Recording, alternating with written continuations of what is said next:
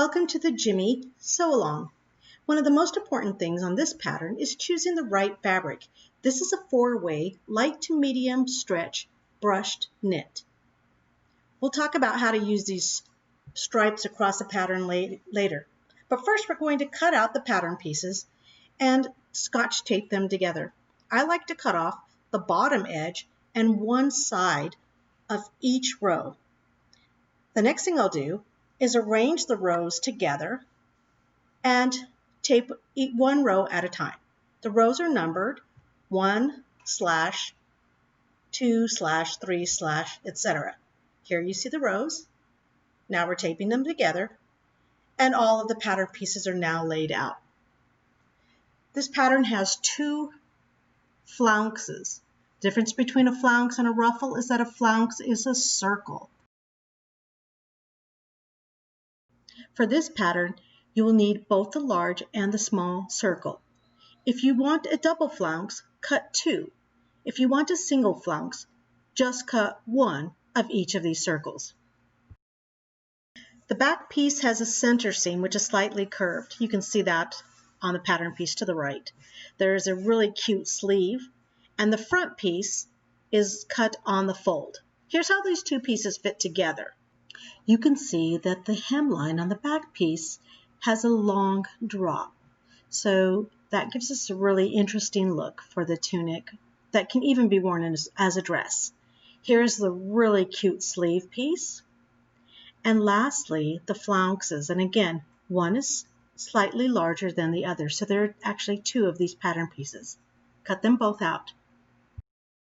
Next thing you need to decide is the fabric layout for the pattern pieces. This pattern on the fabric has a stripe motif.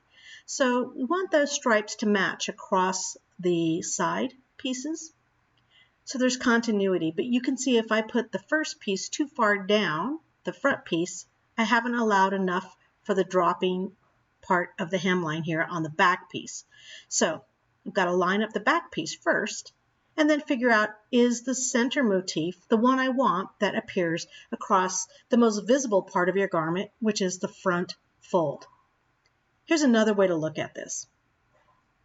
Take the front piece, audition it somewhere, flip it over, get an idea. This part is going to be shown on the front center of the blouse. Once I've picked a pattern that I like, which also is far enough up on the pattern or on the fabric block to allow for the back piece, I cut all of the pieces out, carefully matching the design.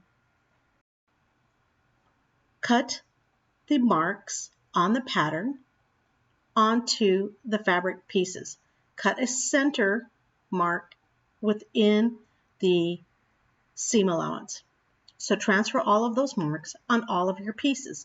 Note on the sleeve there are 2 marks on one side of the sleeve head and 1 mark on the other side. That's because the sleeve has a front and a back. Here you see the back piece also has the 2 marks on the sleeve opening. That's how we know where to fit that sleeve. Go ahead and carefully transfer all of the marks. This will help us match up the pattern pieces when we go to sew to make sure we have perfect alignment. You can see on the center back, for example, there's a mark at the waistline. Here's the fabric I chose for the flounce. I'm going to audition it against my fashion fabric for the rest of the blouse. I'm going to scrunch it up a little bit just to kind of see what a flounce in this material looks like. This is a really fine shimmery knit. I really like it. So I'm going to cut 2 pieces of the small flounce and 2 pieces of the large flounce. Altogether, I will end up with 4 flounce pieces of a contrasting fabric, 2 small and 2 large.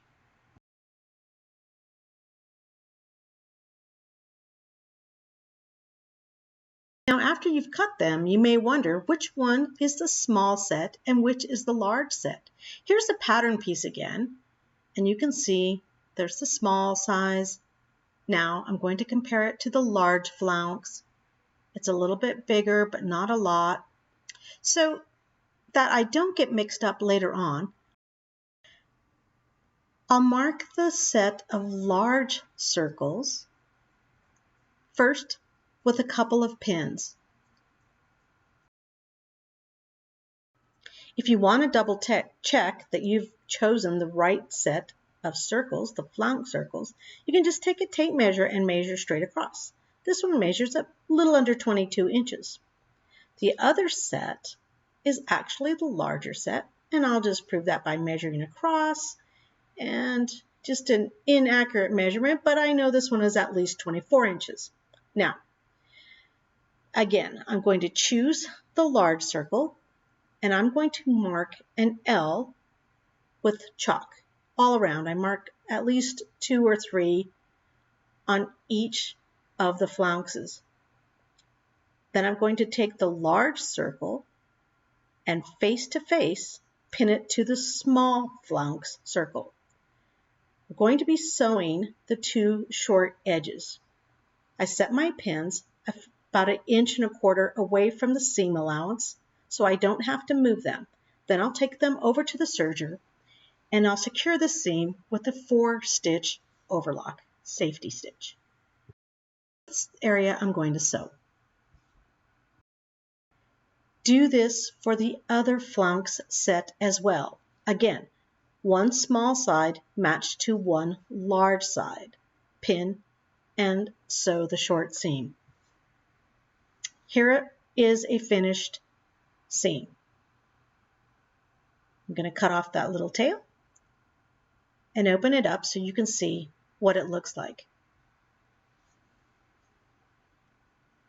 Here's the first set, and this is the second set. They are identical.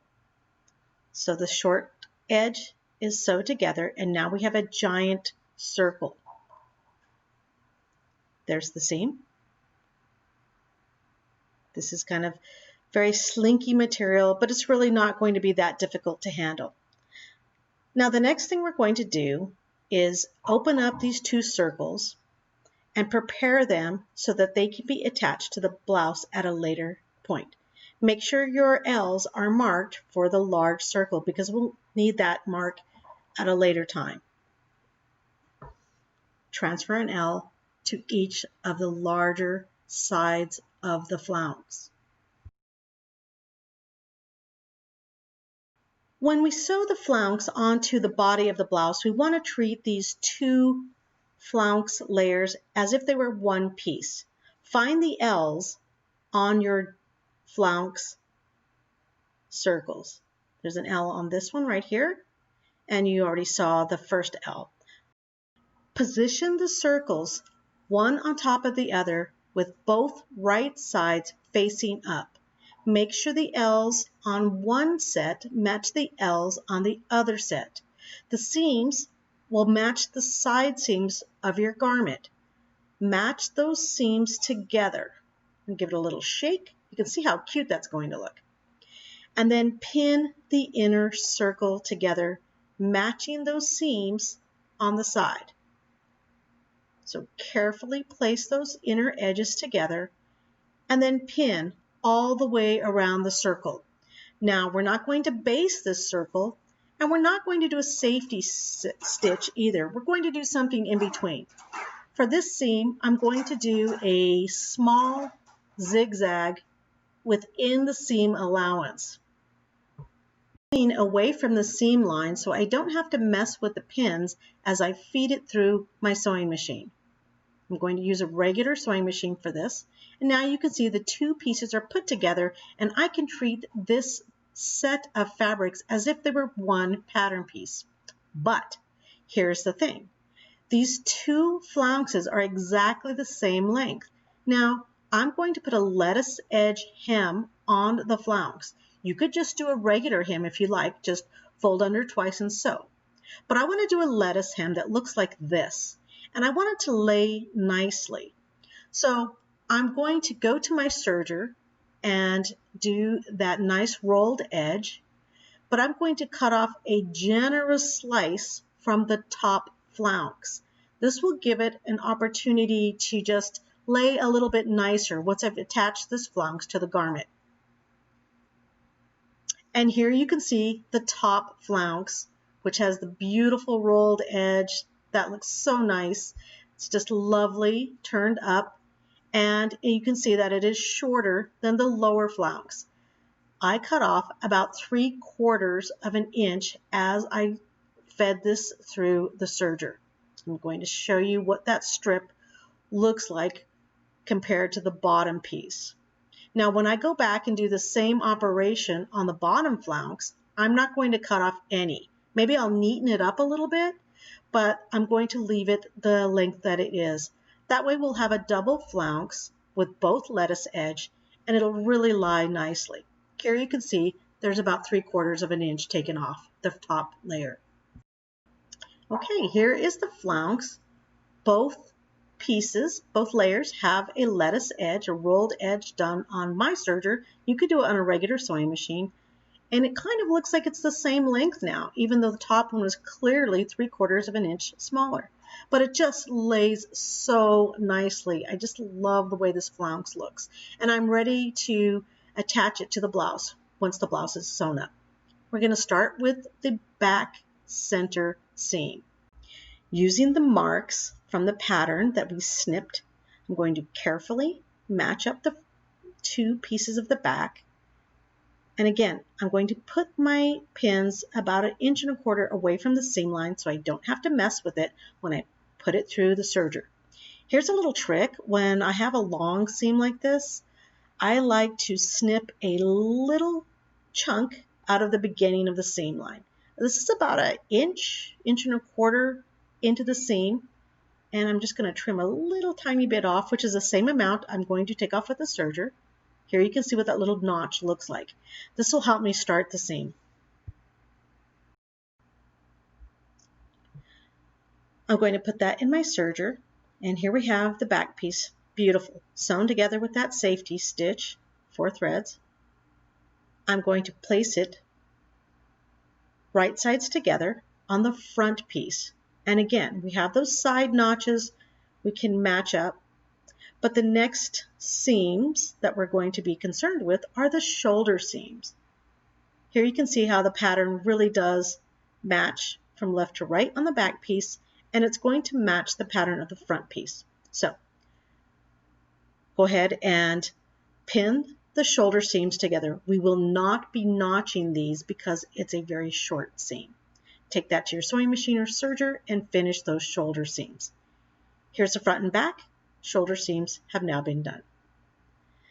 The next thing we want to think about are putting the sleeves in. Here are the sleeves. Super cute. It's going to be so pretty in the garment. I'm going to find the center notch on my sleeve cap, and that is going to be matched to the shoulder seam. Kind of hard to see there, but it's at the very center of your sleeve cap. Look for the double cuts, which match to the back of your garment. Single cut matches to the front. You don't really need to know that. Just match up the double and the single cuts. Pin both your sleeves into place. I'm pretty generous when I'm pinning a sleeve, but I am going to take this to my sewing machine and I will machine baste my sleeves in place because I will be taking them to the serger again for the 4 thread safety stitch. You can see how pretty it's going to look when it's sewn in, but there they are, pinned and ready to go to the machine. Now we're going to baste along this entire seam that you've pinned. I take it to the machine. I'm going to use the longest stitch possible and just baste a line on both of those seams. Here you see the sleeve cap is basted in and it's ready to go to the serger. Same for the other sleeve as well. It's starting to look like an actual blouse now, and you can see how pretty that sleeve is going to look. This is a good time to decide how you want to finish your sleeve edge. You can do a lettuce edge, you can do a rolled hem, you can just fold it over twice. Here I've serged the sleeve cap hem, and I will fold it over and zigzag it.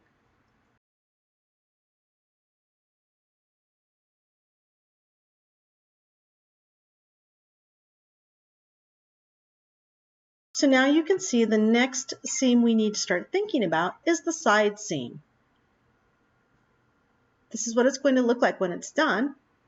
We need to take special care to line up the seams that are already sewn. This is the edge we will be sewing, but of course we're going to turn this garment right sides together.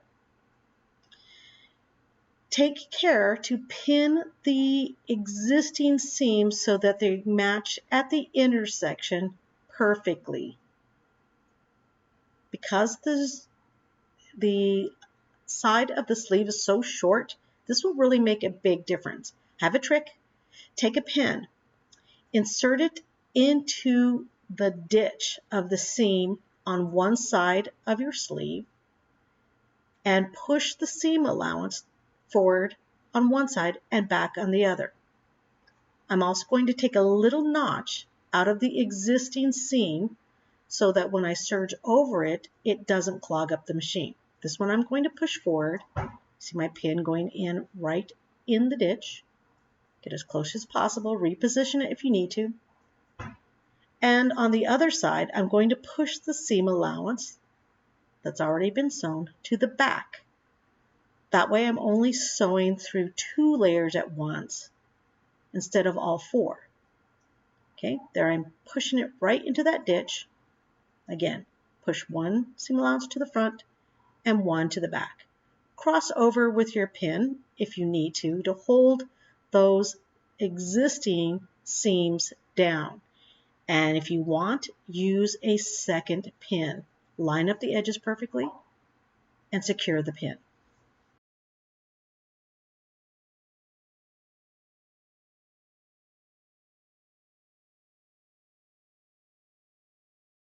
Now match up the raw edges of the front piece and the back piece and pin all along that side seam. You're going to sew down the sleeve and then continuing down through the body of the garment. You can look for the notches that we cut and match those up as you pin the 2 garment pieces together. You'll need to pin both sides of the garment, and then we'll sew and finish these seams. I'm going to use, again, a 4-thread safety stitch on my serger, but you could use an overlock stitch and a straight stitch on a regular home sewing machine. This is the seam we're going to stitch both sides. Here's what the seam looks like finished. It's beautiful, nice and cleaned up.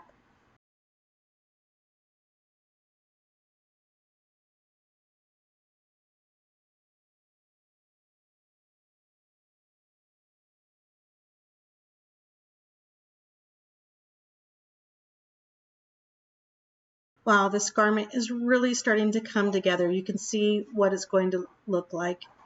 You can even try your fit, but this is really cute.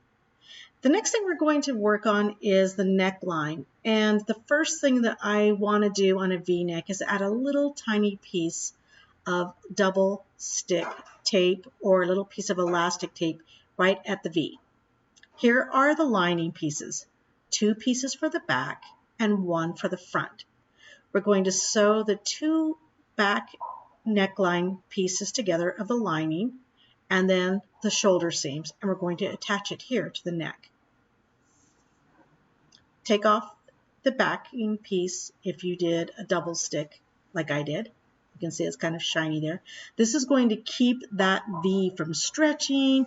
It's going to keep it from running because there's a little bit of stress when we put these pieces together.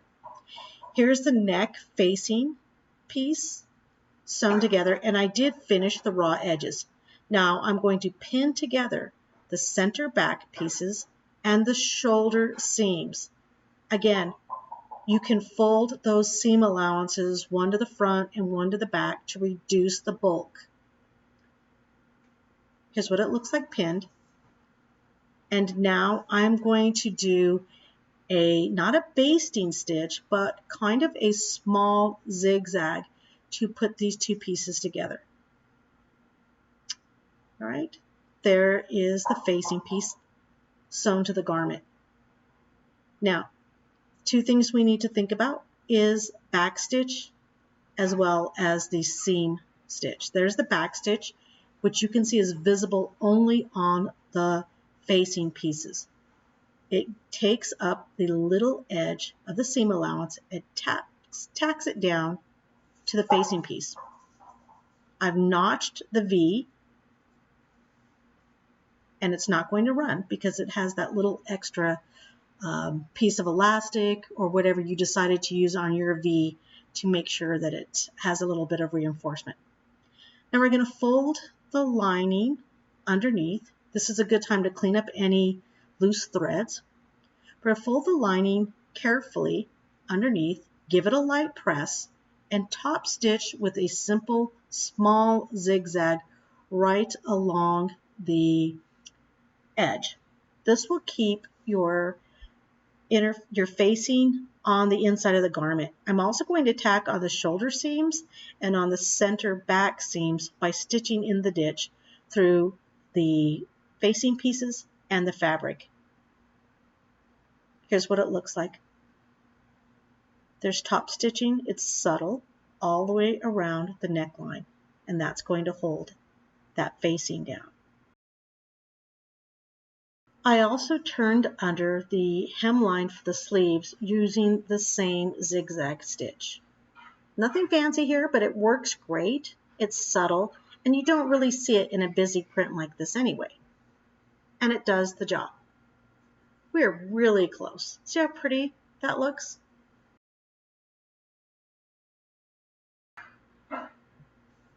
Now we're getting close to the last steps, which is to add the flounce, which is already hemmed and finished, to the hemline of the garment. I'm going to show you just what that's going to look like. This is the edge. We need to prepare it first, though. I'm going to run a running stitch along the hemline, about, ½ inch at the most inside that hem edge. And then we're going to place the flounce right side up on top of that gathered hem. Now it's a little confusing at first, but again, we're looking for the L. That's going to go on the back of the garment. And I'm going to pin that so we know, again, we don't make a mistake. It's critical that the L goes to the back of the garment. Here's the back of the garment. Now the other thing I'm going to do is take the flounce and I'm going to measure exactly halfway.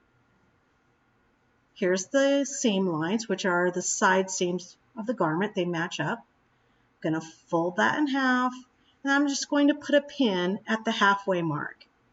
This is the same as you would do for any waistband or normal ruffle.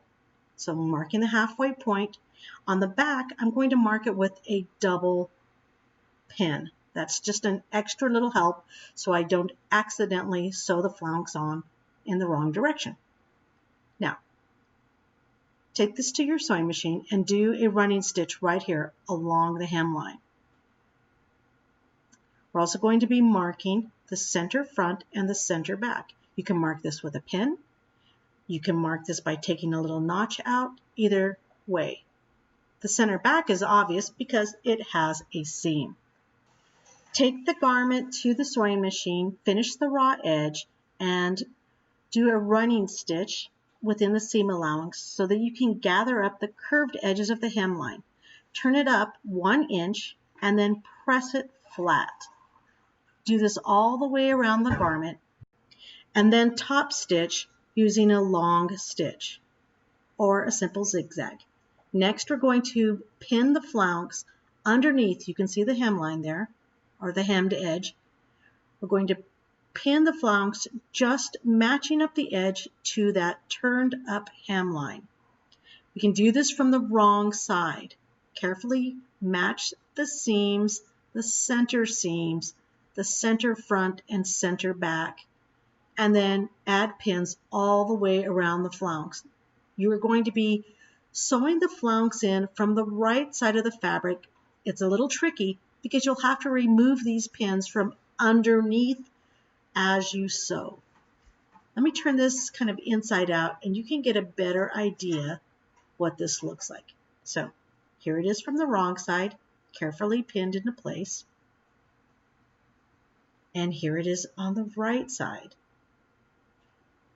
We're going to take this to the machine and do a simple zigzag to tack along the already existing hemline and attach that flounce underneath your garment.